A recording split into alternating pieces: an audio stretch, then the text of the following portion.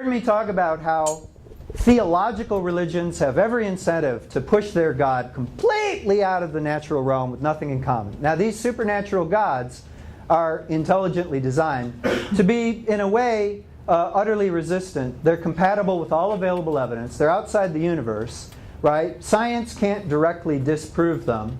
But by the same token, they've pushed them so far out of all possible relevance to what we do know that there's no way to be reasonable to want to believe in them.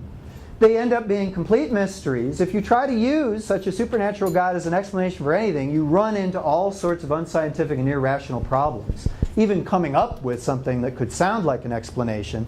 In other words, it becomes an utterly useless mystery, right? And so, without exactly disproving in any rigorous mathematical, logical, or scientific way, you can nevertheless show that such a God is so completely beyond the evaluation and utility of intelligence that it's really not worth considering. And that may have to be your ultimate skeptical move. And indeed, it is enough to be a skeptical atheist. The correct definition of an atheist is not someone who can certainly disprove the zero probability of God. That's a false definition of atheism perpetuated by guess who? The religious people, right? Who have an incentive to try to exaggerate or distort the meaning of atheism. Correct definition of an atheist is very simple. Withholding belief in God because there's no good reason or evidence to do so. The skeptical, right? And so that is sufficient. I promise to come back over here with a question. Yeah, I have two questions. One. Oh, no, please limit it to your best killer question because we got a couple folks left. Yeah. What's your best one? Can you remove the concept of God from religion and religion continue to be religion and have religious people in that religion? And the two, do you think scientific and technological innovations in the future will render this religion one time obsolete? It's already rendering religions obsolete. I mean, there really is no excuse for anyone to be religious anymore if they're living in a modern first world country. You can almost excuse widespread religious belief in some of the terrible regions of the world where life is just awful and science and technology isn't even available. You can almost excuse it. What they need is education and opportunity. Now, this business of what about in first world countries, otherwise educated people, can you extract out the supernaturalism? Here we might get into semantics and what your definition of religion is. The definition of religion that these social scientists and cognitive scientists are using do include a reliance at some point upon some sort of paranormal, unnatural, counterintuitive, supernatural agent or powers. So there is a godlike anthropomorphic thing doing something in these religions. If you completely eliminated that, according to this understanding, you really properly wouldn't have a religion anymore, but you would have something very similar that might be called a dogmatic ideology. Take, for example, militant totalitarian communism. That kind of communism is the closest approach to a religious dogma that human beings have about invented. Not since the divine right of kings has a ideology so dogmatic and so conservative and so entrenched inflicted its poison on humanity. So you could come up maybe with a fine line between a genuine religion and a quasi-religion. But all of them need as much skeptical exposure and refutation as we can get, because of course we don't want either. It's not enough to just extract the God part. You got to get rid of the whole religious dogmatic cycle of a cultural ideology, and that's why you need, of course, science, the naturalistic worldview, and humanism with its political democracy to really completely replace religion. It's not just enough to complain that God doesn't exist. I promise to keep coming. You've already asked a question. Have you already asked a question? No, I just have a quick one about that graph that you had. First, thanks for coming in. It was really, very good. Glad to be here. The special soul, common humanity. Right. The explanatory power of that was great. I wonder if is that yours? Is that something it's mine. In the book? I'll take some credit. Somewhere we could find that online. It's not in the book. It's in my PowerPoint. It's crude and fast, so at this point, I only use it for illustrative purposes only. Anybody who knows anything about the history of religions and ideologies would be able to say, oh, come on, Shook, there's way more overlap than you give credit for. I confess that, right? I mean, this is simplistic and just for suggestive purposes to try to illustrate what humanism is dealing with on a global scale. Keep coming this way. Here, please.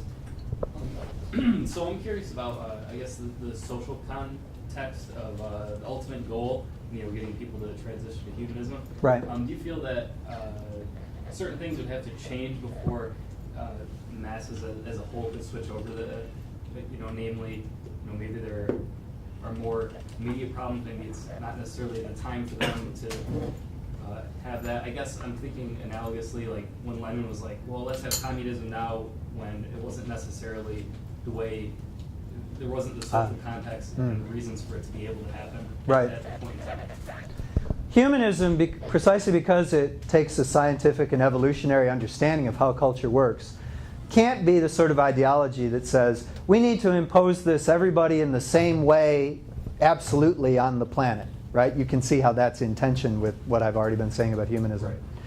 So what that means is that we may have to humanistically deal with and cooperate with and try to help with a hand up cultures that are just going to have to stay religious for a while, and there really isn't anything that can be done about that in the short term.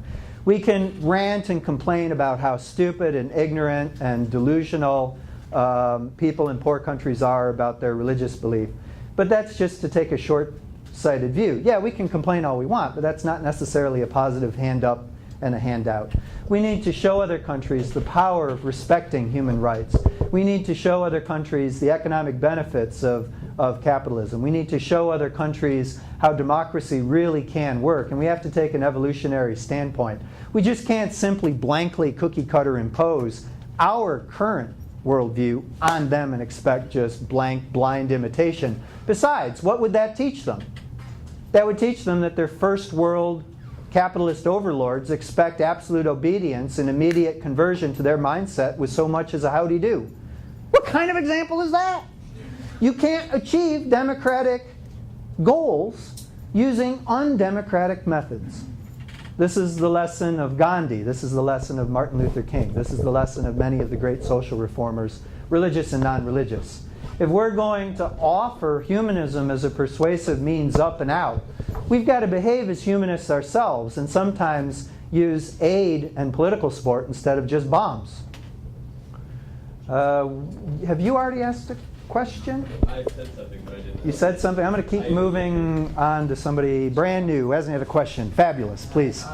So I want to have kids one day, and I'm having trouble deciding like how I want to raise them religious-wise. I know I don't want to incorporate like a concept of God or anything. Right. But I'm wondering, do you think of like religious traditions, like heritage and stuff like that, like holidays, like stuff like that, like would you think that'd be harmful, like in raising?